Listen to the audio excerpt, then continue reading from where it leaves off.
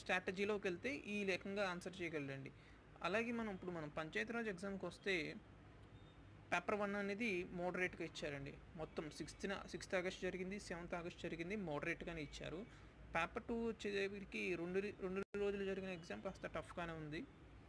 So మనం ఈ exam అనేది పంచాయతీరాజ్ ఎగ్జామ్కి గ్రూప్ 2కి అసలు సంబంధం లేదు. కాకపోతే మనం రిఫరెన్స్ ద్వారా మనం తీసుకున్నాం ఆ స్కోర్కి. ఇది ఇప్పుడు కూడా నేను అదే చెప్పదలుచుకున్నాను.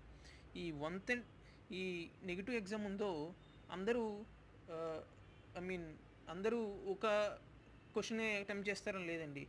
వాళ్ళకి అది కష్టమైంది తన ఆప్షన్లో వదిలేయచ్చు, లేకపోతే రిస్క్ తీసుకుని పెట్టవచ్చు. అలాగా కొంతమంది 150 అటెంప్ట్ చేస్తారు, కొంతమంది 120 అటెంప్ట్ చేస్తారు, 130 అటెంప్ట్ చేస్తారు. ఇది depends upon the individuality, it will vary అండి. కానీ ఆన్ అన్ యావరేజ్గా 130 క్వశ్చన్ ఆన్సర్ చేస్తే 90 కరెక్ట్ అయినాయి అనుకోండి, అలాగే ఆ 40 రాంగ్ అయినాయి అనుకోండి. 90 కరెక్ట్ అయినాయి కాబట్టి 90 మార్క్స్, రాంగ్ అయిన 40 క్వశ్చన్స్ ఉన్నాయి కదండి, ఆ 40 రాంగ్కి 13 మార్క్స్ అండి, నెగిటివ్ మార్క్స్. సో 90 - 13 77 అండి.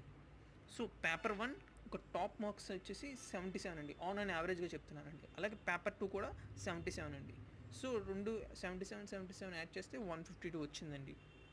సో ఒక గ్రూప్ 3కి 152 మార్క్స్ అనేది టాప్ స్కోర్ అండి జాబ్ రావడానికి. అలాగే గ్రూప్ 2కి మనం 300 మార్క్స్ కౌంట్ చేసుకున్నాం కదండి. అంటే నేను ఏం చెప్పదలుచుకున్నానంటే, ఒక గ్రూప్ 2 ఎగ్జామ్లో 300 marks is equal to group 3 ఎగ్జామ్లో 152 మార్క్స్ అండి. ఇప్పుడు మీరు అడగొచ్చు 150 మార్క్స్ హైయెస్ట్ మార్క్స్ అంటే కాదండి. ఇట్ డిపెండ్స్ అపాన్ ఇండివిజువాలిటీ అండి. ఒక టాపర్ అనేవాడు అందరూ ఒకలాగే ఉంటారు కాదు కదండి. It depends upon based on his performance in the exam అండి.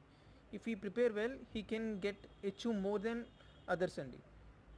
సరిగ్గా ఇదేనండి. ఇప్పుడు పిఎస్ ఎగ్జామ్లో 165 నుంచి 168 లోపల ఉంటారు అని చెప్పలేము, 170 కూడా ఎక్సీడ్ అవ్వచ్చండి. కాకపోతే వాళ్ళు 2-3 ఉంటారండి టాపర్స్ అనేవాళ్ళు.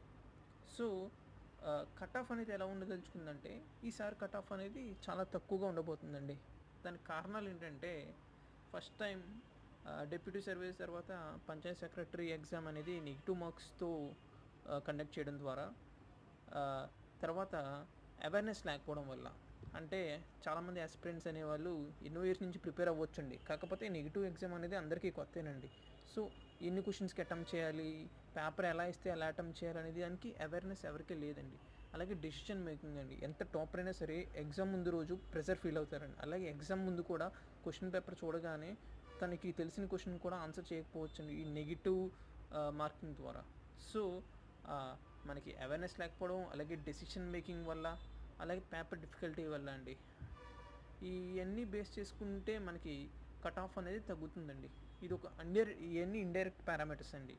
అలాగే గ్రూప్ 3 ఫైనల్ లిస్ట్ అనేది గ్రూప్ 2 లిస్ట్ తర్వాత ఫిలప్ చేయడం కూడా ఒక విధంగా బెనిఫిట్ ఏనండి గ్రూప్ 3 ఆస్పిరెంట్స్కి.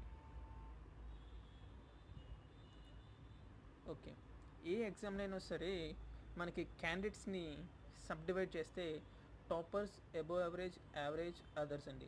టాపర్స్ అంటే he can give the best అండి. 145+ వస్తే పంచాయత్ సెక్రటరీలో టాపర్స్ కిందనండి.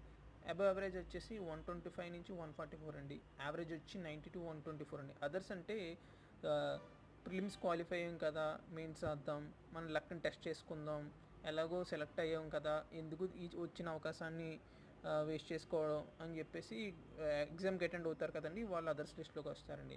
వీళ్ళతో పెద్ద మనకి కాంపిటీ ఉండదండి.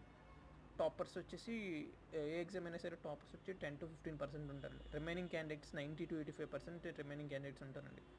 ఓవరాల్ ఇన్ ఆల్ డిస్ట్రిక్ట్స్ 150 వచ్చిన వాళ్ళు, పై చిలుకు వచ్చిన వాళ్ళు మన స్టేట్ వైడ్ వచ్చేసి 130 నుంచి 150 ఉంటారండి ఇంచుమించు. అంటే ఆన్ అన్ యావరేజ్గా ఈచ్ డిస్ట్రిక్ట్ నుంచి 10 నుంచి 12 మంది వరకు ఉంటారండి. ఇందులో గ్రూప్ 2 ఆస్పిరెంట్స్ కూడా ఉండొచ్చండి.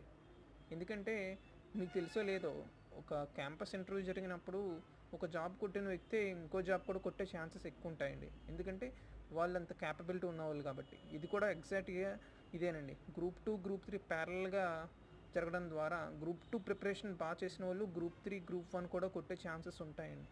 సో ఆ పారామీటర్స్ బేస్ చేసుకుంటే గ్రూప్ 3 150+ వచ్చిన వాళ్ళకి గ్రూప్ 2లో 300+ కూడా వచ్చే ఛాన్సెస్ ఎక్కువ ఉన్నాయండి. సో ఆ రకంగా చూస్తే last final list group 2 final list తర్వాత గ్రూప్ 3కి సగానికి సగం తగ్గొచ్చండి. అంటే డిస్టిక్కి 10 నుంచి 12 ఉన్న వాళ్ళు డిస్టిక్ 6 నుంచి 8 వరకు తగ్గొచ్చండి. ఓకే, ఒక డిస్టిక్కి 20 ఓపెన్ పోస్టులు ఉన్నాయనుకోండి. 20 ఓపెన్ పోస్టులో 150+ ఉన్న వాళ్ళు 8 మంది ఉంటే ఇంకా 14 పోస్టుల గురించి 140 నుంచి 150 మధ్యలో ఉన్న వాళ్ళ మధ్య ఎక్కువ పోటీ ఉంటుందండి. సో ఈ 140 to 149 అనేది చాలా క్రూషియల్ అండి ఓసీ జనరల్కి. సో నా దృష్టిలో ఓపెన్ కట్ ఆఫ్ అనేది 140 నుంచి 145 వరకు ఉండొచ్చండి. బీసీ వచ్చి 135 నుంచి 139 అండి. ఎస్సీ వచ్చి 128 to 132, ఎస్టీ వచ్చి 124 to 127. ఉమెన్స్కి ప్రతి చెప్పిన కేటగిరీలోంచి -5 మార్క్స్ తగ్గించుకుంటే ఉమెన్స్ కట్ ఆఫ్ అండి. ఇదండి, that's all. Thank you, have a nice day, all the best.